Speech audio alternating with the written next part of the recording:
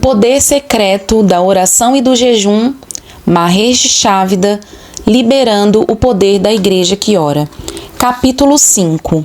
Humildade, a posição do triunfo.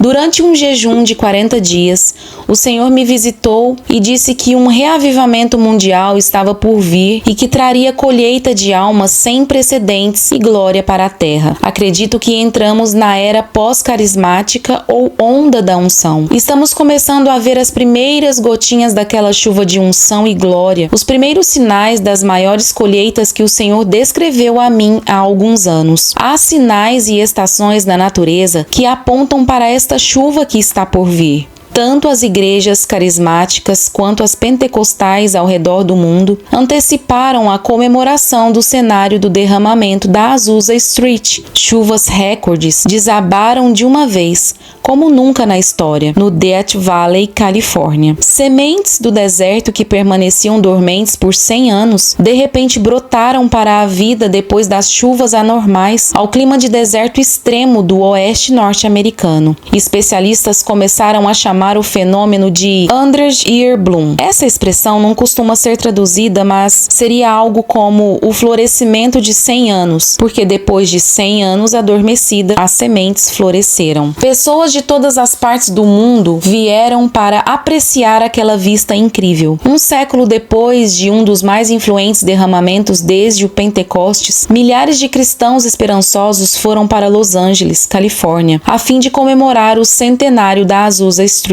Fui chamado para ser um representante da unção da cura junto com o Dr. Oral Roberts e Kenneth Copeland durante esta comemoração mundial. O último dia do evento foi realizado no Los Angeles Memorial Coliseum. Horas antes da cerimônia de abertura, multidões já se amontoavam ao redor do estádio. A atmosfera estava cheia do espírito de unidade e expectativa. Oradores, líderes e mais de 45 mil cristãos se uniram para uma experiência única. Quando subi ao púlpito para falar, a presença curadora e densa glória do Senhor encheram aquele lugar. A multidão atentava a cada palavra, pronta para um toque enquanto eu compartilhava a história da ressurreição de um garoto africano de 6 anos de idade, Katini, e a libertação miraculosa de meu filho da morte. Quando eu disse, Jesus é o mesmo ontem, hoje e para sempre, estenda sua mão para a cura, em nome do seu servo Jesus. A arena se encheu com um rugido de louvor e expectativa e uma revelação do Espírito Santo desceu. As chuvas do Santo Espírito estão vindo sobre a sua igreja nos últimos dias como nunca.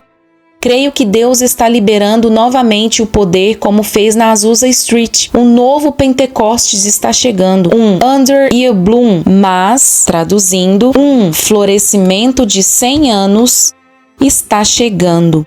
Mas a igreja só pode começar a operar no poder do Espírito quando seus membros obtiverem a graça divina na sua vida. Como podemos obter a graça? Devemos nos humilhar. Provérbios 3:34 diz que Deus concede graça aos humildes. Jesus, nosso maior modelo de ministério, discipulado e liderança, nos mostrou o caminho. O apóstolo Paulo disse aos cristãos de Filipos: seja a atitude de vocês a mesma de Cristo Jesus, que, embora sendo Deus, não considerou que o ser igual a Deus era algo a que devia apegar-se, mas esvaziou-se de si mesmo, vindo a ser servo, tornando-se semelhante aos homens, e sendo encontrado em forma humana, humilhou-se a si mesmo e foi obediente até a morte, e morte de cruz. Por isso Deus o exaltou à mais alta posição e lhe deu um nome que está acima de todo nome. Filipenses 2, do 5 ao 9. Há muita confusão em relação às palavras simplicidade e humildade, porque elas trazem imagens de atos de humildade exterior feitos por pessoas que são tudo menos humildes em seu interior. A maioria desses esforços exteriores tem o mesmo efeito de quando alguém diz: obrigado, Deus, porque não sou mais orgulhoso.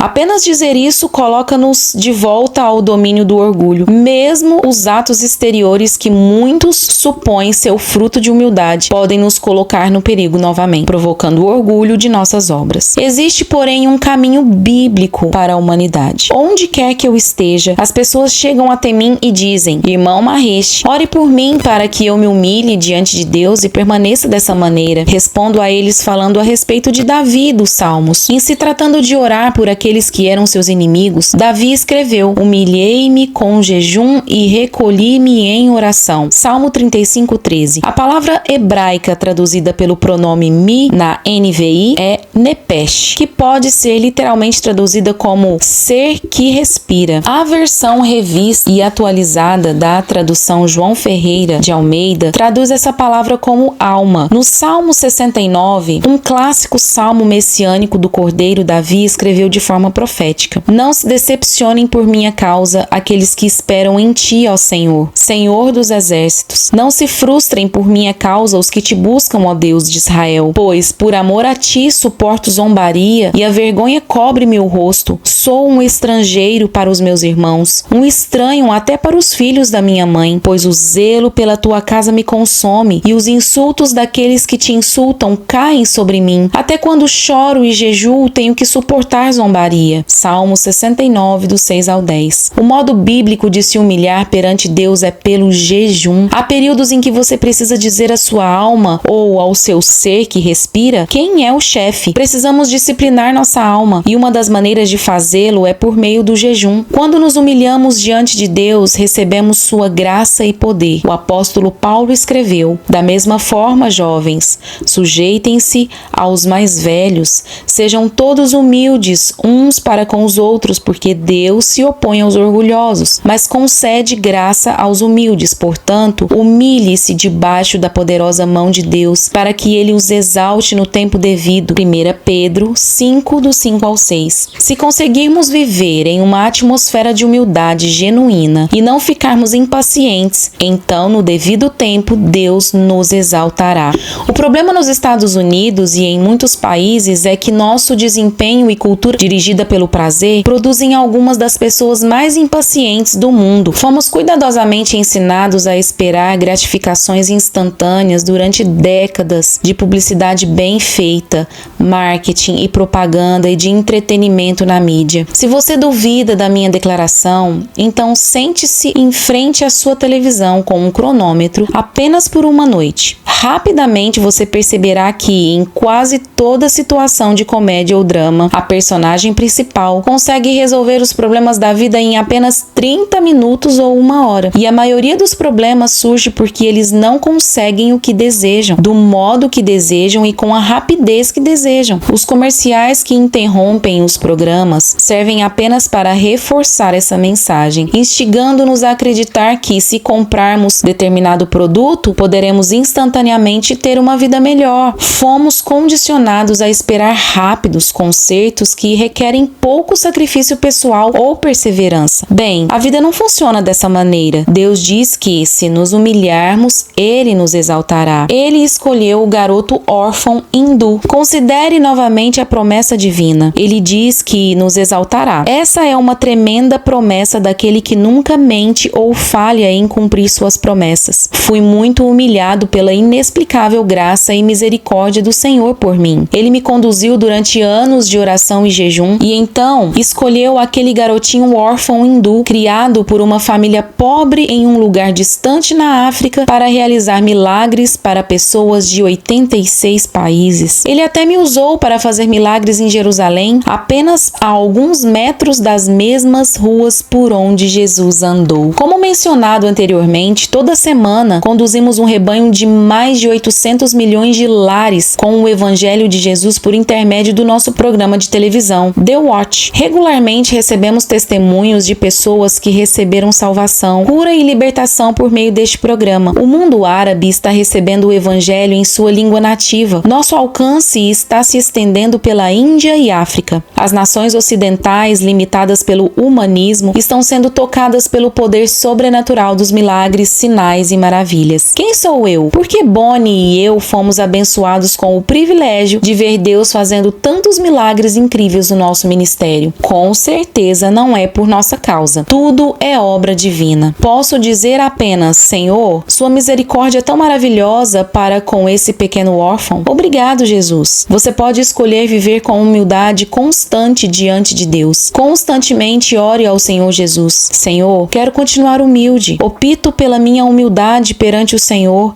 e eu não quero que o Senhor seja forçado a me humilhar. É prazeroso deixar o Senhor exaltar e ungir ungir você para a sua obra. Entretanto, você nunca deve se apegar a isso. Humilhem-se diante do Senhor e Ele os exaltará. Uma das maiores passagens das Escrituras sobre humildade, jejum e oração está na eterna passagem do 2º livro das Crônicas. Se o meu povo, que se chama pelo meu nome, se humilhar e orar, buscar a minha face e se afastar dos seus maus caminhos, dos céus o ouvirei, perdoarei o seu pecado e curarei a sua terra. 2 Crônicas 7:14. Quando a Bíblia diz humilhem-se, não significa que você deve usar roupas pobres e dizer sou humilde. Ela se refere ao estilo bíblico de humilhar-se por meio do jejum, descrito pelo rei Davi no livro de Salmos. Deus deseja nos humilhar individualmente e em grupo por meio do jejum, de acordo com o Salmo 69. Orar, buscar sua face. Afastar-nos dos nossos maus caminhos ou arrependimentos, pois Ele, da sua parte, promete que nos ouvirá, perdoará nossos pecados e curará nossa terra. Embaixadores da libertação. A revelação da graça e a unção para expulsar espíritos demoníacos fazem parte da nossa comissão dada por Deus como embaixadores do Evangelho e da reconciliação. Como embaixadores do Rei, onde quer que estivermos, essa parte da comissão irá conosco. A palavra de Deus diz: o mensageiro ímpio cai em dificuldade, mas o enviado digno de confiança traz a cura. Provérbios 13:17. Sinto que o corpo de Cristo está se movendo para um novo nível ou lugar de autoridade em grupo para expulsar espíritos demoníacos das pessoas e também da vizinhança, casas e comunidades inteiras. Espíritos demoníacos são reais e sua tarefa é atormentar a humanidade. Nossa tarefa é levar a nossa cruz diariamente e seguir Jesus. Jesus veio para quebrar todo jugo. Muitas formas de opressão e influência demoníaca produzirão a unção da palavra de ordem falada pelos cristãos cheios do Espírito Santo. Entretanto, muitas formas de opressão e influência demoníaca produzirão a unção da palavra de ordem falada pelos cristãos cheios do Espírito. Entretanto, existem determinados obstáculos ou fortalezas demoníacas que não se quebrarão até que você associe oração ao jejum e se conecte ao poder do Espírito como Jesus fazia. Essa resistência extrema à autoridade espiritual é comumente frequente na maioria das vezes, vista em casos de embriaguez crônica, alcoolismo, dependência química, homossexualismo, bruxaria e envolvimento com ocultismo, espírito suicida, depressão, rebeldia ou ilegalidade. Geralmente, esse tipo de fortaleza está associado à praga da pobreza. Quando uma pessoa ou família está lutando com esse tipo de influência demoníaca, descobrirá que não importa quanto dinheiro ganhe, parece que suas finanças sempre pioram por uma série de acidentes, consertos de carros, crises de desemprego e outras calamidades. Essa é uma indicação externa de que uma maldição de pobreza está em ação. Muitos cristãos se sentem imponentes.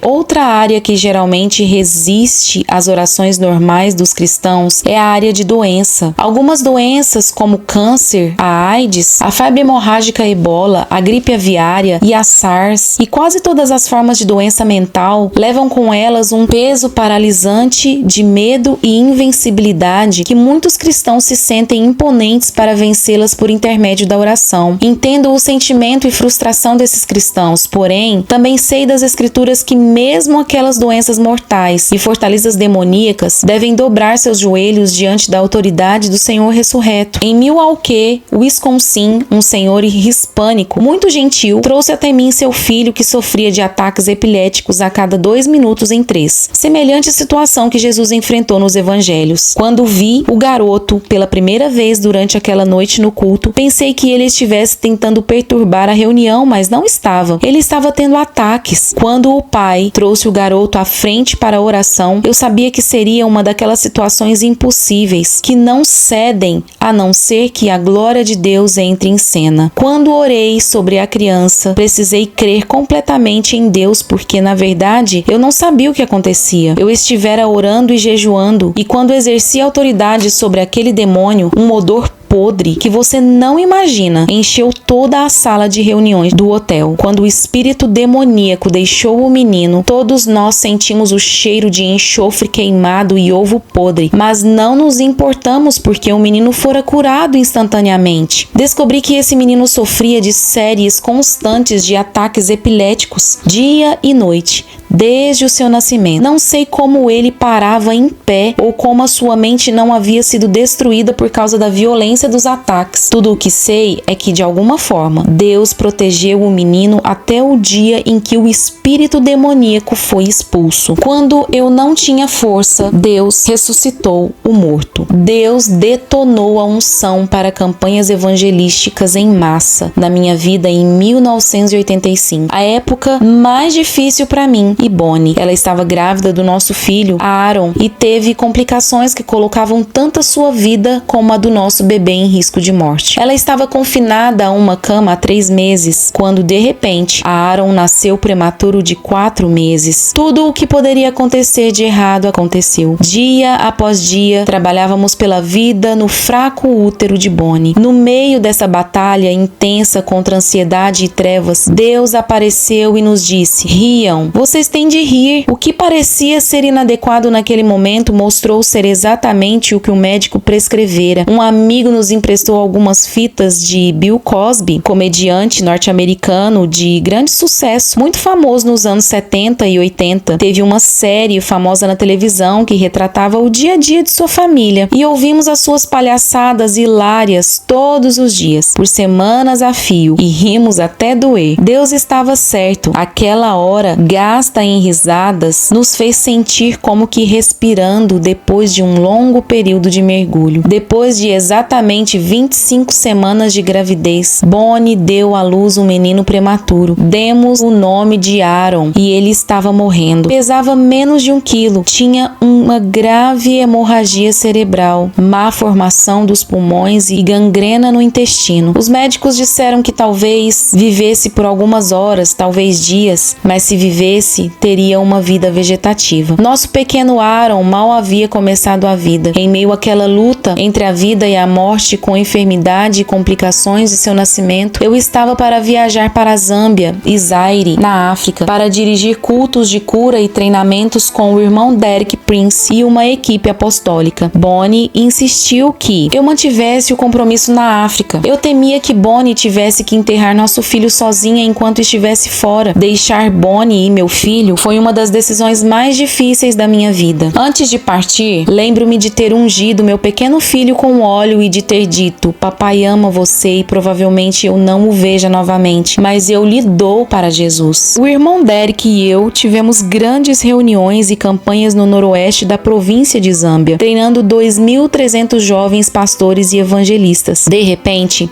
em um dos encontros, o Espírito de Deus desceu sobre Derek e ele começou a chorar. Ele falava a respeito de equipes apostólicas e da importância de disciplinar pessoas, mas então disse ao povo que ali estava: ensinei tudo o que sei ao irmão Mahesh. Deus vai ensiná-lo mais, e o fruto em sua vida produzirá 10 vezes mais do que na minha. Comecei a chorar e ele também, e então pensei comigo mesmo: como pode ser isto? Não chego aos pés da habilidade para o ensino que Derek Prince tem. Essa habilidade é inteligente, ungida e incrível. Fui sozinho para a Zâmbia, para Kinshasa, Zaire, dirigir uma campanha evangelística. No início da primeira noite da campanha, Deus trouxe 100.000 pessoas e no final da semana, perto de 360.000 pessoas haviam ido aos cultos. O exército do Zaire estava pronto para ajudar a controlar a multidão e documentaram o número oficial de presentes em cada culto. Mais tarde, o irmão Derek me disse que a maior multidão que ele havia visto nos encontros de Zimbábue chegava a 1/10 daquela multidão, ou seja, 36.000 pessoas. Então o Senhor falou comigo e disse: veja o que posso fazer. Tinha certeza de que não era eu. O poder do Espírito Santo estava lá para curar. Foi durante aquela campanha no Zaire, na atmosfera de glória, que o Senhor me deu uma palavra específica e inquietante de conhecimento durante uma das reuniões. Ainda estava com o coração pesado, carregando o fardo da minha preocupação com Bonnie e meu pequenino Aaron, que estava com a vida por um fio a meio mundo dali, quando Deus decidiu me dizer claramente que aquele seria o momento. Há um homem aqui que tem um filho que faleceu essa manhã. Chame-o. Hoje vou ressuscitar seu filho. Fiz o que o Senhor me disse e anunciei para a multidão, na minha frente, que Deus dissera que ali havia um homem que tinha um filho que morreu ocorrera naquela manhã. Um murmúrio que se transformou em um rugido varreu a multidão. E então o intérprete disse às pessoas que o restante da mensagem divina, que se aquele homem viesse à frente, ele ressuscitaria. E então o intérprete disse às pessoas o restante da mensagem divina, que se aquele homem viesse à frente, ele ressuscitaria o menino da morte. Nunca me esquecerei da visão daquele homem correndo até a frente. Nem me esquecerei de como me senti naquele momento, pois sabia que não havia jeito de eu ressuscitar o menino da morte. Somente Deus poderia restaurar a vida e o fôlego ao filho daquele homem. Conto toda a história do poder miraculoso de Deus nessa situação no meu livro Only Love Can Make a Miracle. Mas eu lhe direi apenas uma coisa: Catinny morrera de malária cerebral às 4 horas da madrugada. Às 12 horas, Catinny, de 6 anos, espirrou 2 vezes e levantou-se. Miraculosamente, Deus o havia ressuscitado da morte. Uma cópia da certidão de óbito de Catinny foi fotocopiada na minha biografia. Toda a glória desse milagre é apenas dada a Deus. Naturalmente, os sinais e fidelidade do Espírito Santo são incríveis. No mesmo instante, a unção curadora foi até o corpo de meu filho que estava morrendo na Flórida. Hoje, Aaron é um jovem saudável, brilhante e totalmente comprometido com o Senhor. Na minha fraqueza, Deus revelou sua força. Creio que tudo isso se deve ao estilo de vida de oração e jejum que o Senhor graciosamente me levou a abraçar. Creio que aqueles momentos ajudaram a me tirar do caminho para que Deus pudesse revelar sua glória sem o impedimento de minha carne. O Senhor lançou um fundamento e foi capaz de me purificar de tal maneira para que eu pudesse ouvir mais claramente o que ele estava dizendo e cooperar com ele. Coincidentemente, havia acabado de completar um jejum de 40 dias para essa viagem. A chave para derrotar as fortalezas das trevas tem 2 partes. Primeiro, devemos ligar o poder do Espírito por meio da combinação da oração e jejum. Segundo, venceremos as maiores batalhas desta geração apenas quando orarmos e jejuarmos juntos e liberarmos o poder inacreditável do corpo de Cristo em seus joelhos. O Senhor comissionou-me para ajudar a treinar um exército de homens e mulheres que farão as obras de Jesus. Uma parte indubitável das obras dele começa com oração e jejum, porque essas foram as primeiras obras de Jesus em sua missão de destruir as obras do inimigo. A diferença entre vitória e triunfo. Quando o povo de Deus estiver sintonizado com o coração divino, ele nos advertirá e equipará antes de um plano ou ataque do inimigo vir à tona para nos ameaçar. Bem antes do 11 de setembro expor o perigo das células inimigas operarem dentro das cidades dos Estados Unidos, um dos vigias do quartel-general do Watch of the Lord teve um sonho sobre um intruso negro tentando penetrar através dos muros da cidade de Charlotte. Ele imaginou que o intruso já estivesse dentro, planejando ferir.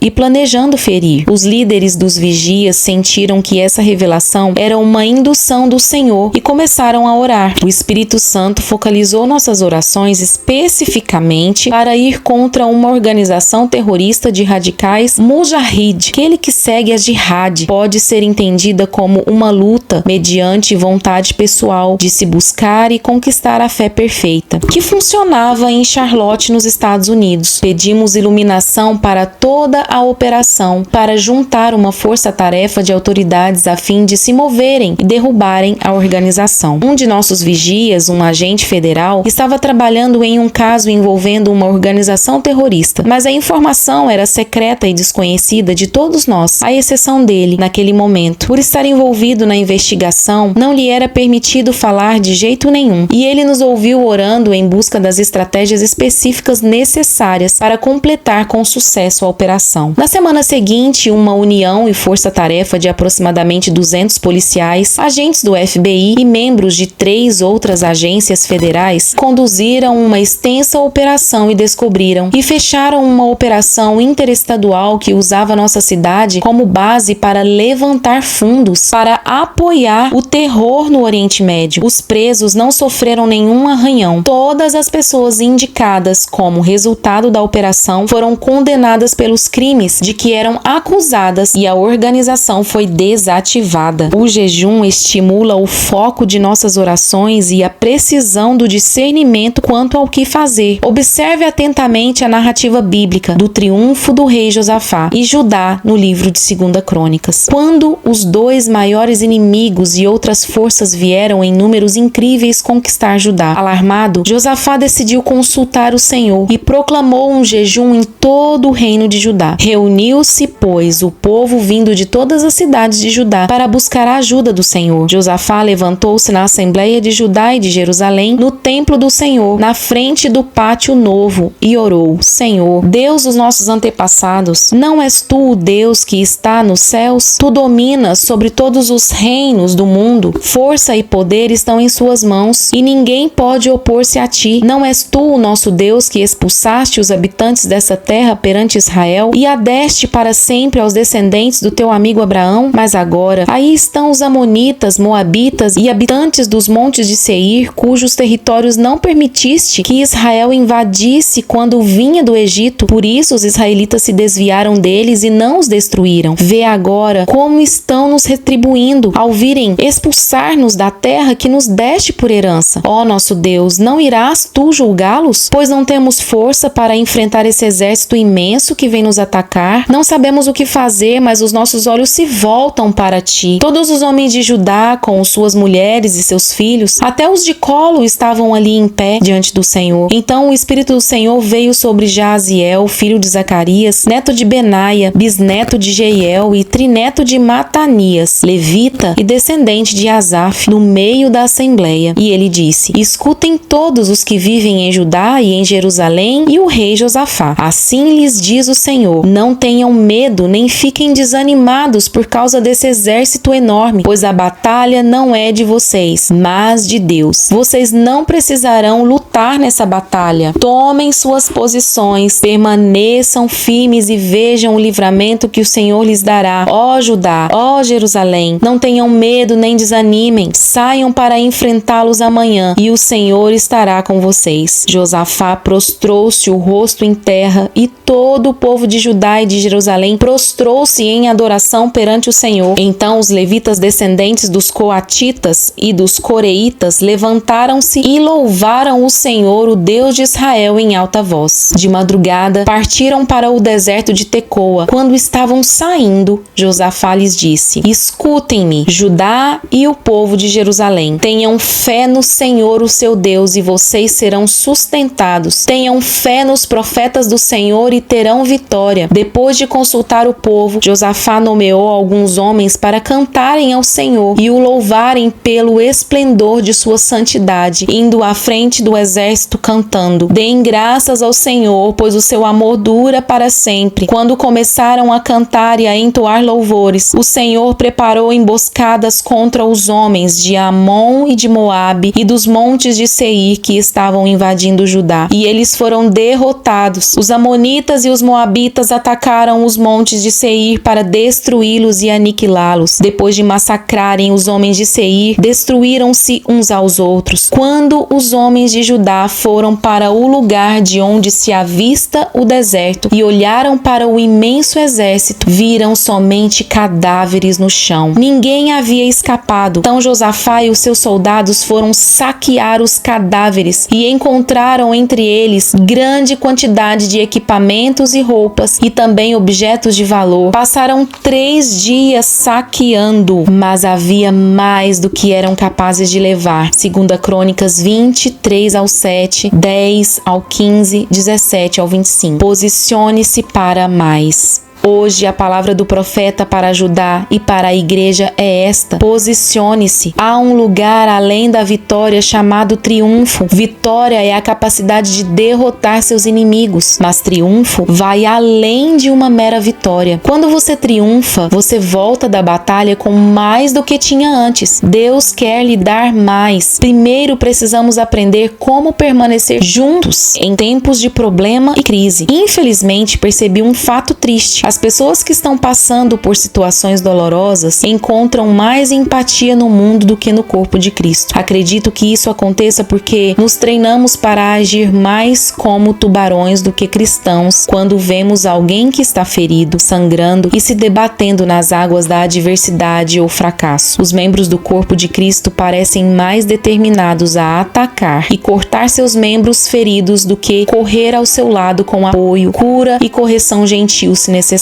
O Senhor não tolerará isso na noiva de Cristo. Temos de apoiar uns aos outros na graça e misericórdia porque estamos ligados e unidos em Cristo. Se alguém vacila, todos vacilam. Por isso, o jejum na família de Deus quer ver cada indivíduo de seu corpo abençoado. Se alguém é afetado, todos somos afetados. Então, cabe a nós permanecer juntos e dizer: Senhor, buscamos sua face. Há uma liberação exponencial de poder quando, de modo corporativo, harmonizamos nossa oração e nosso jejum para a vitória. Há alguns anos, uma família preciosa que se mudou do Chile para fazer parte da nossa igreja experimentou a vitória que vem com esse tipo de jejum em grupo. Seu filho Michael acabara de completar 8 anos quando seus professores informaram que havia notado que ele fazia movimentos estranhos com a sua cabeça durante as aulas. Seus pais passaram a observá-lo e logo ficou claro que havia um problema e que ele estava piorando. A cabeça de Michael balançava enquanto ele assistia à televisão. Ele colocava a língua para fora e para dentro da boca, piscava constantemente, sem perceber, apontava o dedo médio para as pessoas e grunhia repetidas vezes, até mesmo quando estava dormindo. Michael foi diagnosticado com síndrome de Tourette, um distúrbio sério dos nervos. Nos 4 anos seguintes, ele e sua família lutaram contra essa doença. Seu neurologista, formado pela Universidade de Harvard, conseguiu controlar sua condição com medicamento forte, mas logo o medicamento provocou tantos efeitos colaterais graves que Michael tinha dificuldades até para respirar. Uma quantidade de outros medicamentos foi da mesma forma ineficaz para refrear o progresso ou a gravidade de seus tiques. Ao final do 3º ano, ele tinha praticamente um tique por segundo. Nessa época, nós oramos por Michael e nossa igreja local cercou a família com amor, oferecendo apoio e assistência efetiva. Mas o problema persistia e sua família estava emocional e fisicamente esgotada. No outono, Michael deveria entrar no 6º ano. A frequência de seus tiques praticamente o impossibilitou de ficar na sala de aula. Seus pais estavam prontos para tirá-los da escola quando lhes perguntei se poderíamos colocá-lo no topo da nossa lista de oração durante um jejum em grupo de 21 dias. Durante 3 semanas, nossa igreja jejuou, pediu que Deus intervisse por Michael. Algumas pessoas jejuaram o tempo todo, outras fizeram turnos para pequenos períodos. Logo após o final do jejum, os pais de Michael receberam que ele não tinha mais tiques quando estava à mesa do café da manhã. A última vez que haviam contado seus tiques na refeição familiar, ele tinha sido 54 por minuto.